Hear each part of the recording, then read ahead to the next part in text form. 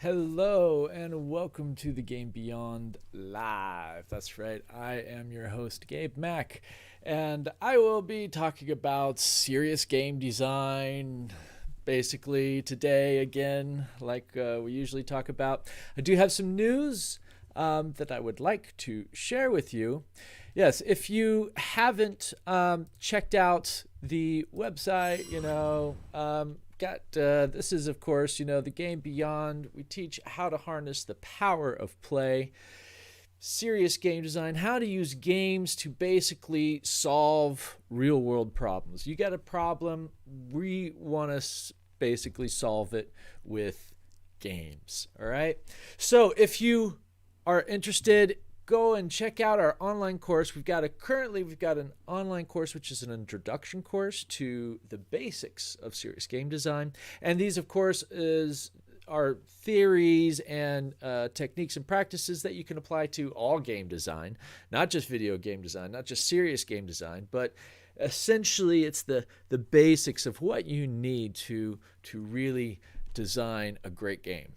And if you haven't checked it out, we just recently did I did a blog post about Tron, the game in real life. Yes, I'm talking about disc golf, and disc golf is a game that I discovered recently when I moved back to the States, and for me, it really captures that kind of essence in real life of what I thought Tron would be. Now, many of you know, Tron is this movie back in the early 80s, I believe back in 1982, when Jeff Bridges, aka the dude, right, actually gets sucked into a computer, and because of the master control program, right, basically the master operating system, this AI, artificial intelligence, it puts Jeff Bridges' character, Flynn,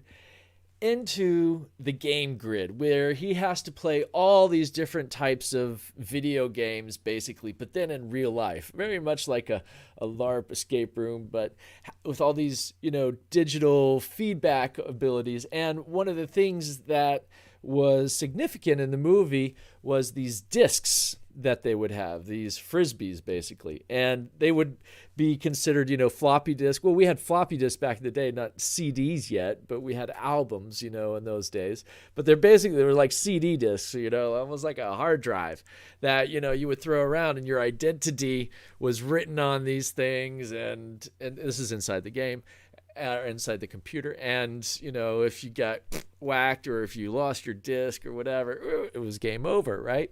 So they had a lot of really interesting games that they would play that we see, these various variations of games, such as I should probably do a whole nother segment about what the origins of a lot of those games were, but one of the actions which was often took place within these kind of battle games that they had was the throwing of the disc, basically like a frisbee or a disc. And really, disc golf is the closest thing that you can go and do, which really is like that. And this is very popular in America. You don't really see it in a lot of other countries. Some people, maybe there are, is a disc golf course in your area, or maybe it's a good idea to go and take and maybe make one, right? So essentially the idea of disc golf, the game of disc golf is essentially the same as golf, except you're using a disc.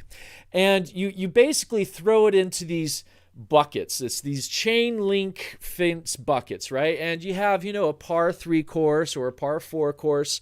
And just like in golf, you have to try, if it's like a par 3 course, you basically have 3 throws, and then you throw it once from the tee, and then you walk, and then you throw it again from where it lands, and you walk and you throw it from where it lands, and you try to get your disc or frisbee into one of the buckets, or the chain buckets or hole. And just like in golf, if you get 1 under par, that's an eagle. You get 2 under par, or 1 under par is a birdie, 2 under par is an eagle, 1 over par is a bogey, and you count up your strokes or throws, and you see how well you did compared to others. And of course, there's the same variations that you can play with golf, whereby you basically both play as a team, where you each throw and you take the closest or the best throw. You can do those similar variations of golf in disc golf as well. But the interesting history behind disc golf is with this guy. His name is Steady Eddie Hedrick. So Steady Ed, right, used to be a VP at Whammo. This is the company, the toy company that actually did Frisbee. Yeah. And he wanted to call it Frisbee golf, but even his colleagues, I guess, didn't like him over at Whammo. And they said, no, you cannot call it Frisbee golf. It's our patent. So, and he's like, dude, guys, this is like to sell more Frisbees. Come on. And he's like, all right, fine, screw it. I'm going to patent it as disc golf instead. And so he patented the name disc golf, but then he made it public license so anybody could use it. He's like, screw you, Whammo. So yeah, there we go. Steady Eddie. And in 1976, that was really around the time that disc golf and Steady Eddie was able to launch it. Two key things occurred. One, he figured out how to do the chains on the basket to be able to catch the disc. I mean, they had all kinds of strange, designs, but this idea of the chains into the bucket, so when you throw it, it goes ching, and the disc falls in. Very satisfying, I must say. There's something so satisfying about hitting those chains and hearing that chains as a feedback and a sound thing that I think really helps the game if you're playing it. If you're throwing it from far away and you hear the ching, you're like, oh yes, baby, we hit it, right? I think you should actually, personally, I think they should add a little bell on it, so if you hit it, it goes ding, ding, ding, and rings a little bell as well. But essentially the same thing. We see a nice little feedback loop happening there. So yeah, the other thing that happened was that in the mid-70s is that Ed went to a bunch of parks and recreation places and said, hey, look, let's set up disc golf courses in all these parks. It's really easy to do. It's basically you just, put 18 of these bucket holes down and, we're good to go. And so, as far as expanding the availability of certain amenities at parks, for the parks and recreation, this is a very cheap way to basically convert part of the park into a recreational activity.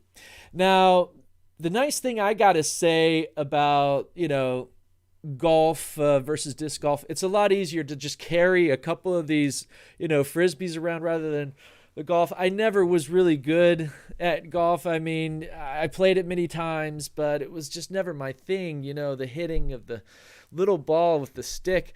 Now, the throwing of the disc is something that, hey, festival, let's throw out the Frisbee, man, underhand, backhand, woo, hoo, hoo, hoo, it's something I was, more into. So I've got a little more skill with that. And I found it a lot nicer because it's basically, instead of on the golf course where everything's just like taken out and it's all the fake green grass and, the artificial sandbars and all that, blah, right? It's just an abomination of nature in many ways, personally, to me.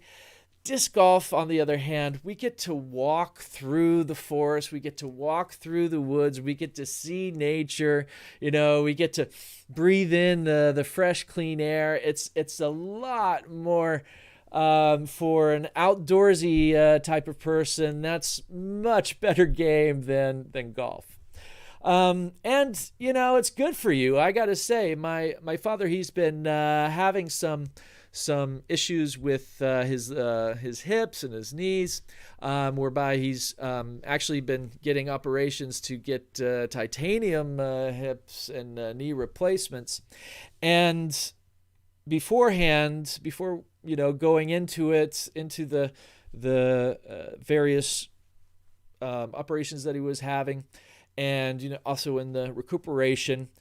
Disc golf has really been great because it's a nice, easy walk outside, yet because he played golf for so many years, that adrenaline of trying to get under par, get that low amount of strokes, it drives him to actually just go a little bit further and walk and exercise just a little bit more than probably what he normally would just do.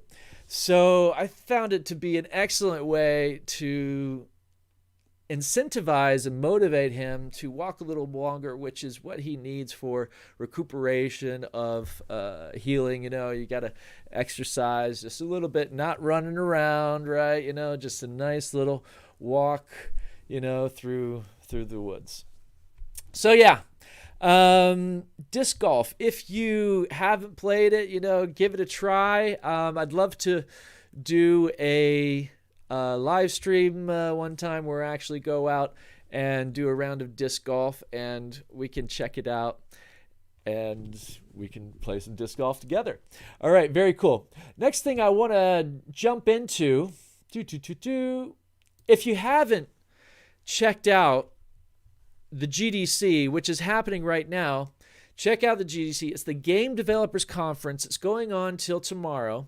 Now, this is the conference where game developers from around the world come together and share the juicy little secrets, amongst other things.